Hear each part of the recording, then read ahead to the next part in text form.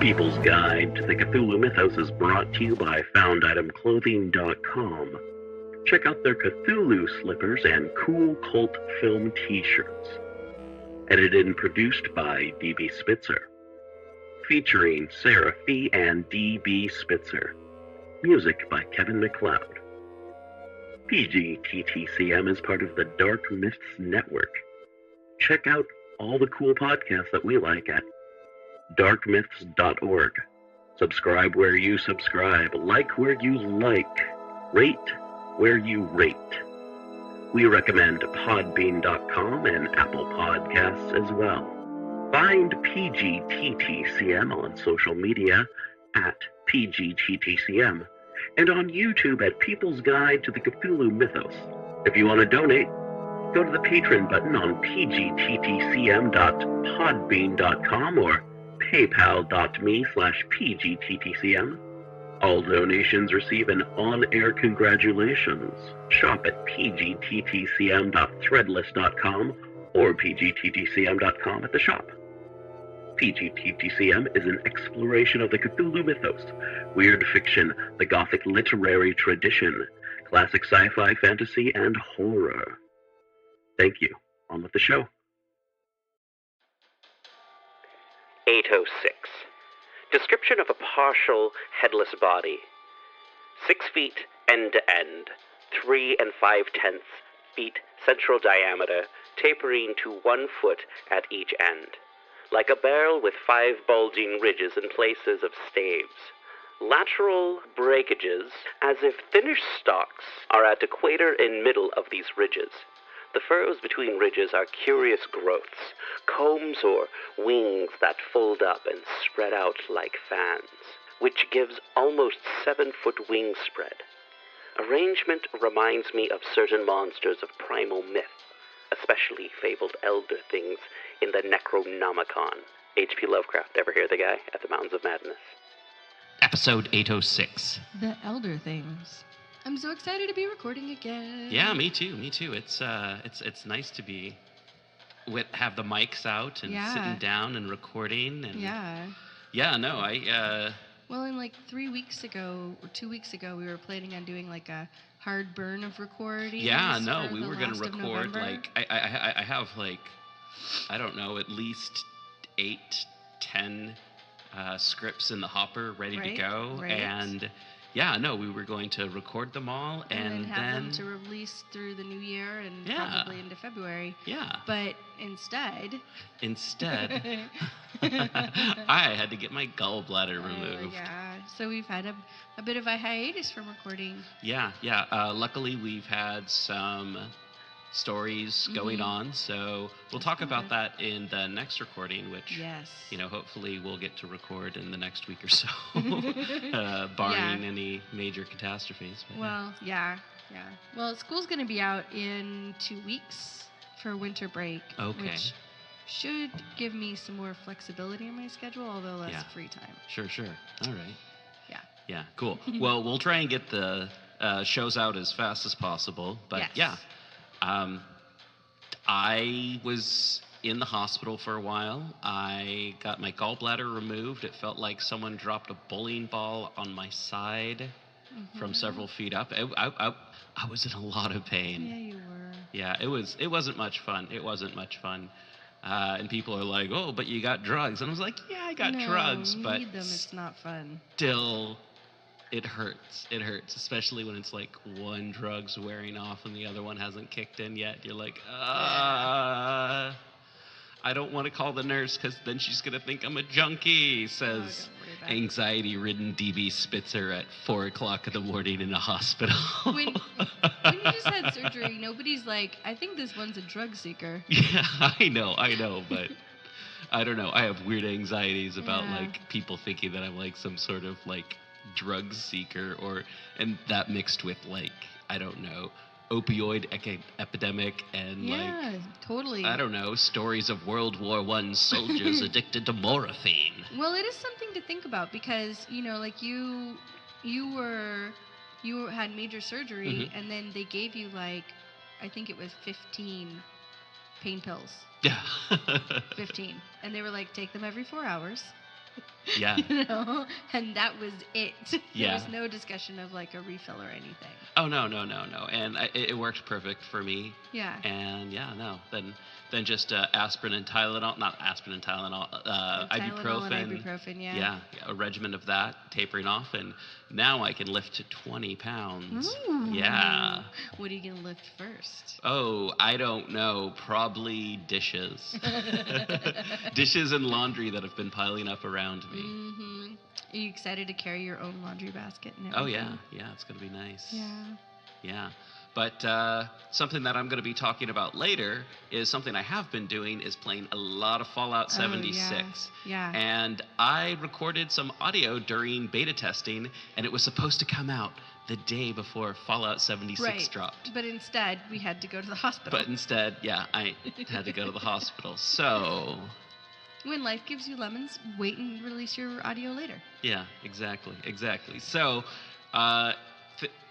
when you hear this audio, know that it was written long before all the bad reviews of Fallout 76 came out, which I am not in that boat. I still am not in that boat. I'm having a lot of fun playing Fallout 76, and I've listened to people's complaints, and it's like they skipped the introduction parts on how to play the game and how to not die of natural cause, like how to make water without getting irradiated, how to make food, how to get food without being irradiated, and how you need to eat and drink to not die. And they're like, it's a soulless game. It's like you just can't run around and like goof off. It's like, well, I don't want to interrupt here. Yeah, sure. What you were telling me about it is that you really like Fallout 4. Yes. And you think in some ways it's a better game. Yes. But on the other hand, one of the things about Fallout 76 is that it's actually a different style of game, being as how it's an online massive MMO. Are we calling it an MMO? Yeah, we'll call it an MMO. Okay, yeah, so shorthand. It's an MMO. Yeah. And that's different than playing by yourself. Totally. Like, even though I do play by myself, but I interact with people once in a while. It's like, oh, hey, I've got a bunch of ammo I don't need, and you're really low level. Let me be a cool guy. Here's some stuff. You were telling me that funny story about when you were playing at like 3 a.m. one night, and you got the 10 cap bounty on you, and then you were trying to get shot. Oh, yeah. And everyone was too low level to... I had a 10 cap bounty on me because I was trying to pick the lock on someone's water purifier. I didn't realize that would, get a 10 cap bounty on me. So I was like, oh, man. And then I just went to a public area where, people spawn in all the time. And just hoping, and everyone who came by was like way too low of level. So then I went to another area hoping that there'd be like higher level people. And when you're wanted, you can't see where people are at, so you can't go hunting or something like that. But you also couldn't tell these people what you wanted. No, because there was a language barrier. Yeah, even if they had a microphone. Yeah. Because it was 3 a.m. So yeah, somewhere in Asia, and anyway, so I'm like, not dressed scary or anything like that, and I'm like, hey, I need you to kill me, and I'm like helping these people out by like shooting their bad guys for them, and then I'm like, oh man, and I thought about it later. I'm like, these low level people just are like, oh Jesus, high level wanted guys just kill stealing from me. Wasn't there also something where you realized that if you were in a group, you'd get bigger monsters spawning? Yeah. But I still haven't been able to find groups of people that are around the same level that I am and stuff. So it hasn't been advantageous for me to join up with groups. But at some point in time, I plan on joining up with groups after the holiday rush and. Yeah, because a lot of people will be getting this game for the holidays, probably. Yeah, because the price keeps dropping because of the bad reviews. Yeah. So keep it up. Yeah. It's actually kind of... So what I was really hearing from you is that while some of the reviews are in some ways accurate in that it's not as good as Fallout 4, that doesn't mean that it doesn't have some entertainment value. Well, it's not as good as it's not as good as Fallout 4. People are just like, oh, it's just a rehashing of Fallout 4. They use so many of the same assets, and I'm rebuying assets from DLCs and stuff like that I see, and it's like, yeah, they use all of the assets from Fallout 4 and the DLCs, but you're buying it all at once. and it's a new game. It's a larger game. It's going to have stuff constantly added to it, and it's going to get updates. That's right. It's going to keep expanding. It's going to keep expanding. You're going to get stuff, and yeah, I would like to really see it go on in the future. Yeah. And I don't mind paying my PlayStation Plus membership fee. I bet other people get to play it free or whatever, wherever they're doing it. But I don't know. I don't know how it works for other things other than PlayStation. But I'm playing on PlayStation 4. So if you see PGTTCM and you're playing Fallout 76, I don't know. Come and say hi. Come and say hi. And if you put a microphone on and say, hey, I love the podcast. Mm-hmm. And we'll team up and shoot Molman in the face. Yeah. Also, you've been a bit of a philanthropist occasionally when you have to level up. Yeah. Yeah. Yeah. So it's like, I got to get rid of all this old gear, and all the shops are out of money. So. Right. Yeah. Yeah. But I learned a trick. Mm-hmm. Put stuff in storage and wait the next day, and then I can sell it in the shops instead of being like, I got to go hunt for stuff to sell in shops. Cool. Yeah. Anyway, so pre-planning, right? Pre-planning. You know who didn't plan? What? The Elder Things. Oh yeah. What? No, they planned. They planned pretty well, but just like I don't know. I feel me planning for November, December. You feel like there was a giant catastrophe for the Elder Things, and that's what happened? Well, they created the Shoggoths, and the Shoggoths rebelled. Yeah, no, yeah, for sure. They created the Shoggoths. And then the Shoggoths, whatever. Yeah. Shoggoths rebelled, sure. But one of the things I read in the Mountains of Madness is that it seemed, man, those were some expressive murals. Oh, yeah. But, it seemed like the Elder Things went through, a cultural degeneration. Yeah. And so, therefore, that's why the Shoggoths were able to take over? Shoggoths? Yeah. Yeah. Because otherwise, they wouldn't have been able to do that, right? True. Yeah. And here's something I'm just going to put out right now. Mm-hmm. What if the Elder Things didn't necessarily go through a cultural degeneration? They just went wireless, and the people who were interested in still recording through whatever expressive murals just weren't as classically trained as those prior to them. And as the time went on, the skill of however the murals were carved or prepared or whatever slowly became a dying art as people moved to other medias. But also... in a really real way, I don't think that cultural degeneration is ever really an okay thing to think about, because cultural differences doesn't mean one's better than the other. It just means it's different. It's changed. Yeah, it's changed. And while I am always, personally on the side of more freedoms within a culture, I also think that freedom and responsibility go hand in hand. I'm sure people from 100 years ago would look at how we dress and carry on and be like, this is a degenerated culture. They're dressing in potato sacks with stuff drawn on it and wearing dungarees everywhere. Right. They would also contend that tights are not pants. No. Yeah. So, but one of the things that I was thinking about is how when in human history, we have had a part of us go to another place and set up its own culture, that culture is often considered lesser or not as rich or something. Sure. For sure when it starts, there's a lot of reliance on cultural values and norms from the, if you will, parent culture. But then as time progresses, the new place develops its own values and its own ideas of self. And I feel like if you take that idea, that pattern, and apply it to how the Elder Things came to Earth and then developed their own culture here with the Shoggoths and everything, that they, maybe that was what happened, is that they just shifted. Yeah. And 300 years ago, people in the United States would have been very shocked with the way that our culture has gone, where we have women and people of color voting and value all sorts of things that they didn't value at all. Oh, yeah. Including our own government. I was going to say Netflix. The Elder Things. Yeah, Elder Things. Also known as the Old Ones and the Elder Ones, are fictional extraterrestrials in the Cthulhu mythos. Created by H.P. Lovecraft and first appearing in At the Mountains of Madness, And then also later appearing in Dreams in the Witch House, just as a little bit of ornamentation on a rail, which Gilman snaps off and then holds on to proof that he was there. Yeah. And also a quick reference in The Shadow Out of Time. But yeah, Elder Things. In the Cthulhu mythos, the Elder Things were the first extraterrestrial species to come to the Earth, colonizing the planet about 1 billion years ago. They stood roughly 8 feet tall and had the appearance of a huge oval-shaped barrel with starfish-like appendages at both ends. The top appendage was a head adorned with 5 eyes, 5 eating tubes, and a set of cilia for seeing without light. The bottom appendage was 5-limbed and was used for walking and other forms of locomotion.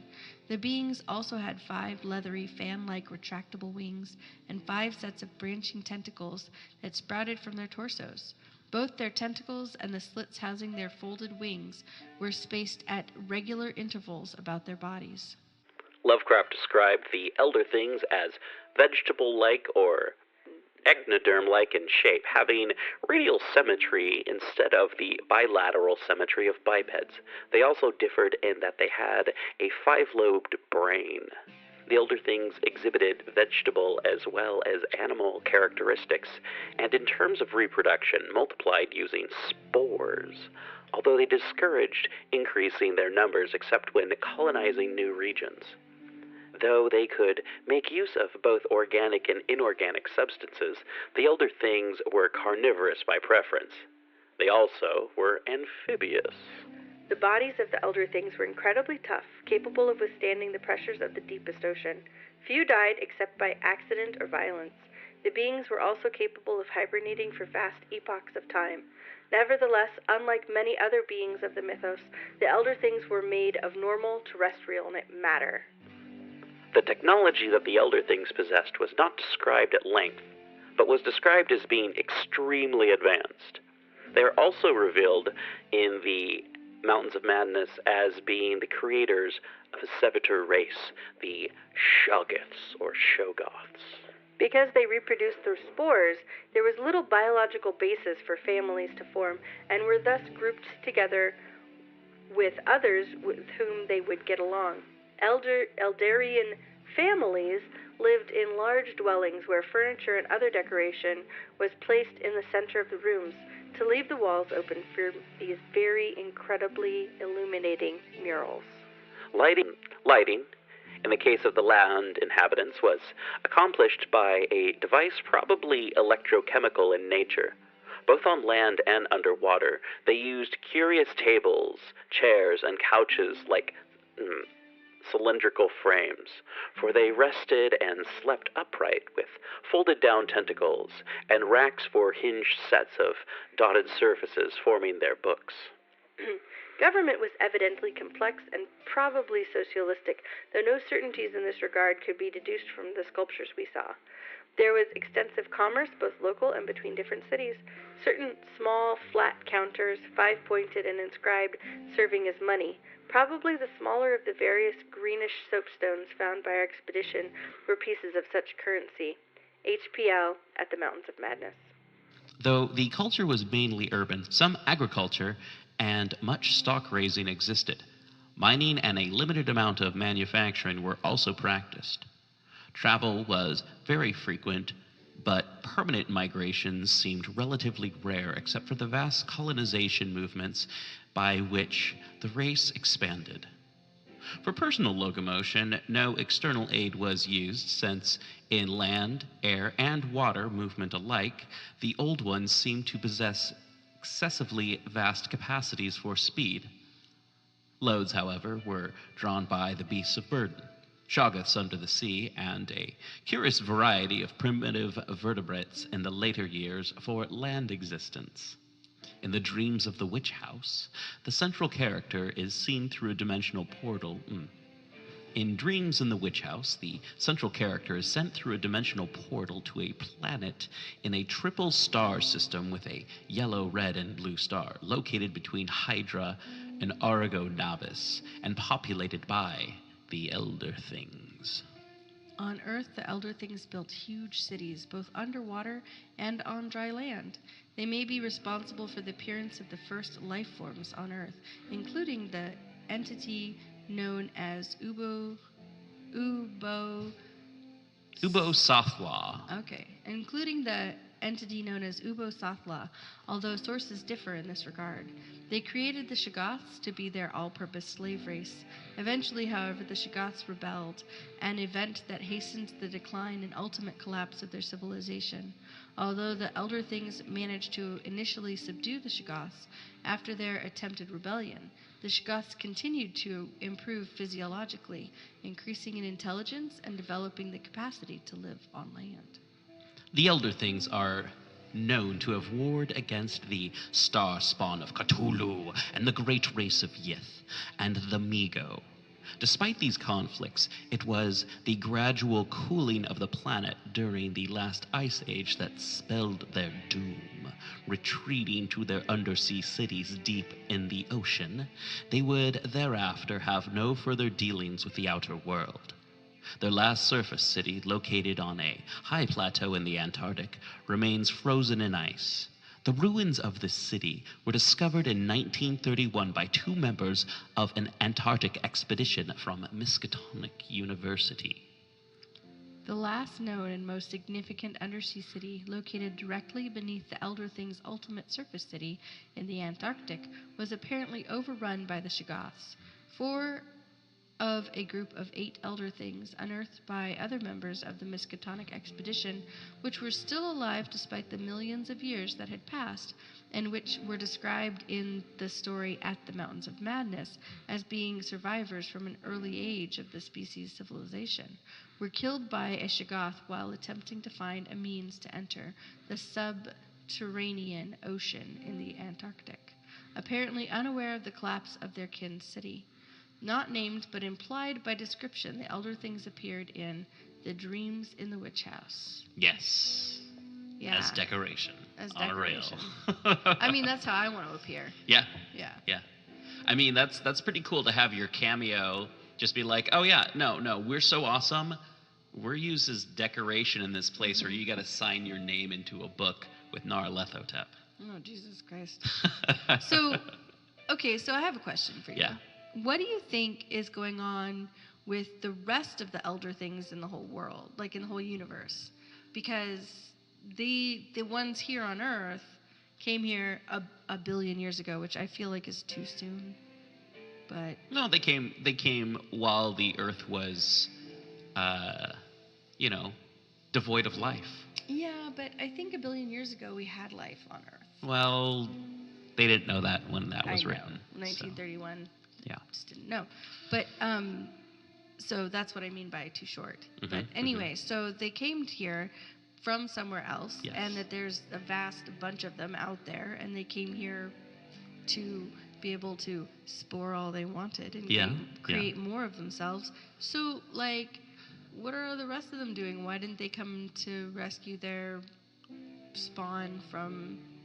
Maybe these maybe these Elder Things were like puritanical assholes that they're like, you know what? Yeah, no, you go to your solar system over there. Have fun. You be like, we just want to sit around all day and create a slave race. Yeah. Go ahead. Go do it. Get out of our hair. Yeah.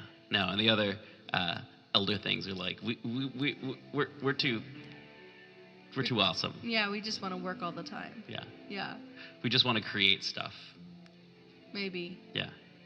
We just want to create epic murals. I mean, maybe it was an artist colony that came to Earth. Yeah? Yeah, like an artist colony that came here and it was like, we're going to preserve everything in murals, and we're going to, like, write epic poems into these bumpy books, and we're going to, we're going to create some things that are going to do all the work so that we don't have to do that. We can, like, really live a life of creativity and imagination and intellect. Yeah. Yeah, maybe they wanted to make the Earth an entire ivory tower. Or maybe Earth, or our chunk of the galaxy, is to the great old ones, the Elder Things, the Yithians, the Migo. Maybe it's like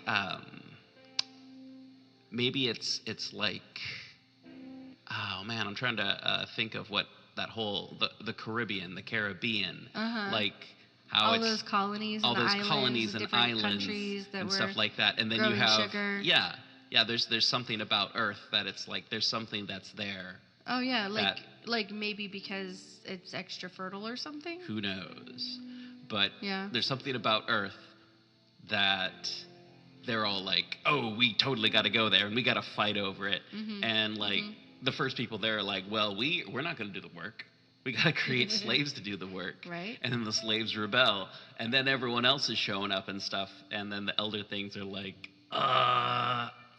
we're going to go hide. We're going to go hide in subterranean oceans. Yeah. And die off. Maybe. I don't know either. I mean, when you're an amphibious race, I feel like it implies that, sure, you can live as equally happily in the ocean or the land, but I feel like what I'd really want to do is half and half, so the seashore. Yeah? Yeah. Like the deep ones. Well, like, that's what frogs do. The Marine Degree. And the Marine Degree. Well, Shonner Fawn's servitor oh, yeah? race. Yeah. The Marine Degree that then evolved into the Chocho. Oh, yeah. Right. We read about those a couple of episodes ago. Yeah. So one of the things that's been something I've been thinking about lately is that there's a theory that one of the reasons that life developed here on Earth is because our giant moon moves the water, our surface water, around so much that it creates all these zones of agitation where different chemicals are interacting all of the time. And in different ways. And that's why single-celled organisms developed. And then once single-celled organisms developed, it was not inevitable that multicellular ones did, but they did. And then once they did, it was just going to be like more and more. Yeah. Man, good thing those Elder Things created those single-celled organisms for us. I mean, that's where HP was going with this. But what my point is that maybe the reason everybody comes to Earth is because we've got a giant moon. It's like we're really well endowed in the moon section. Yeah. And we do have the biggest moon per planet in our solar system. Sure. Yeah. It's like 2 places for the price of 1. Yeah, I mean, that's certainly part of it. They can totally mine the moon and the Earth. That's great. No, what I mean is that it's like long hair doesn't make you a fun person to hang out with, but it doesn't make it nice to look at. Yeah. Maybe. So, like, the moon isn't necessarily a resource, but it makes the Earth a better place to live. We can cut that part out. I don't know. Maybe the moon's like a water feature, and they're like, ooh, it's got a giant moon. Not a bunch of tiny small ones, but like one big giant one. Well, I mean, because it totally is this theory that about the way that the moon moves the water around. Yeah. Yeah. Anyway. I think that's interesting. All right. If you're someone who follows PGTTCM on social media, you'll know one thing. DB Spitzer, that is me, has been playing some Fallout 76 in the beta testing, which is available or was available for all kinds of folk who got the game early or got an invite or all kinds of stuff like that. Anyway, I got to play it most of the days that the beta was available, and I had a lot of fun. It was a fun game to solo or team up with people. I think it's only allowing like 12 to 20 people per server. It's really spread out. The video game is about 5 times larger than Skyrim surface area. That has nothing to do with all the mines and buildings that go upwards. If you've played Fallout 4, which I recommend that you do if you're someone who likes video games, you'll enjoy this. If you like role-playing games, this is a fun game to role-play. If you like massive multiplayer games, I don't know if you'll like this or not. The last multiplayer online game that I played was, let's see, EverQuest. And before that was Ultima Online, and before that it was a MUD on a dial-up modem. So, hey, that's how old I am. But I was really young. Anyway, back to Fallout 76. It is a beautiful, beautiful game, wandering around the hills of West Virginia in 5 kind of distinct biomes. And some are like super, super toxic. Some are just beautiful. Some are just like very not good for you in general. Some are teeming with wildlife. And further you get away from the start point, the harder it gets. And I guess things kind of rubber band and level based off what level you are. And yeah, it's interesting. It's very interesting. Things were respawning way too fast because you'd have one person working on something and then just like someone else runs into the area. But it's a different build, and I'm sure on release date it'll be an even different build. I heard from some folks that played the game in West Virginia at a hotel that's featured in the game. They had a bunch of journalists from all over the world, gamers, I think some mixed martial arts experts, and folks like that, just, out there to get the game brand going and people knowing what's going on. Anyway, I heard that build was complete garbage, but everyone was excited to play Fallout 76, so hey. Anyway, so yeah, it's interesting. There's all kinds of different types of quests. There's daily quests, there's side quests, there's main quests, and it's really fun. I'm looking forward to tomorrow for it to come out. I'm going to play it before I go to work and hopefully not miss work. So I'm going to have to start getting on a better sleep schedule so I can play more Fallout 76. And it's built a backlog of readings up so that people can listen to the readings. And also, I wrote a whole bunch of scripts at once. So hey, I'm doing my due diligence so I can play some Fallout 76. So if people don't know, it's a post-apocalyptic game, and you are one of America's best and brightest, who is chosen to go to a vault that is the Tricentennial of America vault, because the bombs fall in 2077 in late October. I think October 24th or 27th. I'm not sure. I'm sure there's Fallout fans who are like, I'm a huge Fallout fan too. I just, don't have that information in front of me right now. Anyhow, so best and the brightest, and then you get to be let out for Reclamation Day to reclaim the hills of West Virginia and bring, some, hope for humanity. Hey, all right. So, yeah, and then you find out there's some weird stuff going on and some bad stuff happened, and your job is to figure out what's going on. Actually, your job is to explore West Virginia and have fun.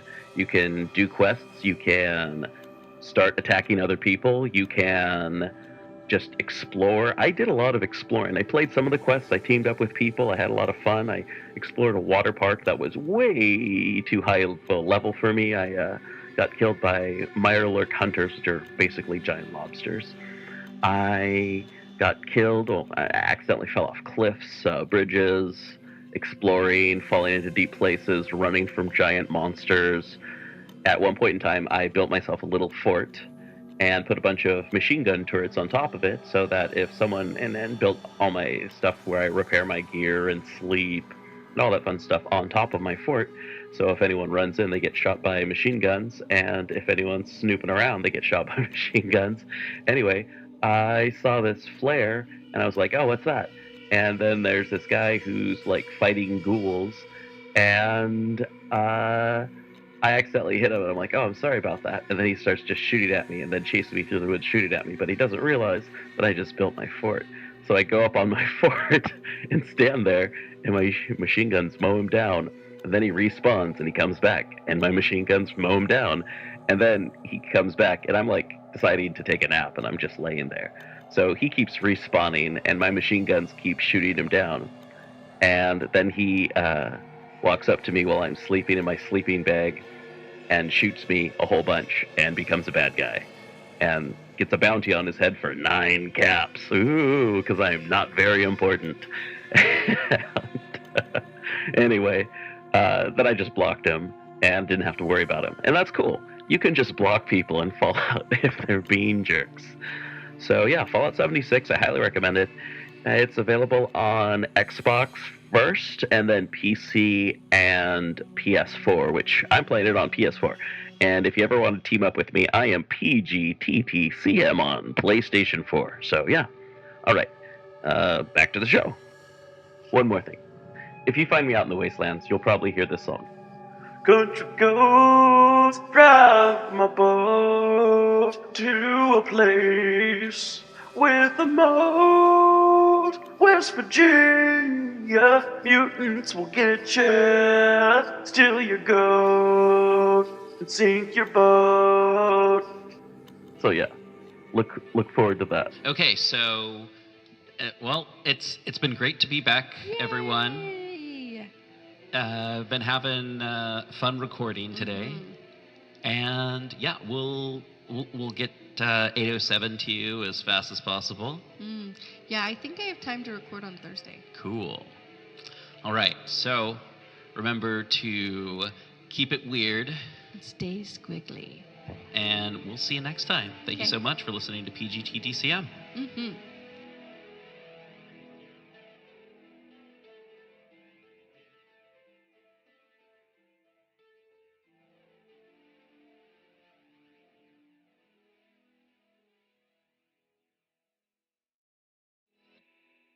Yeah, well, definitely Netflix. Sorry. I mean, do you remember when Netflix came out and it was like, you get DVDs in the mail? You get some discs in the mail and hope they don't break. Yeah, and then I remember, for me, I remember going like, why wouldn't you want to just go for a walk?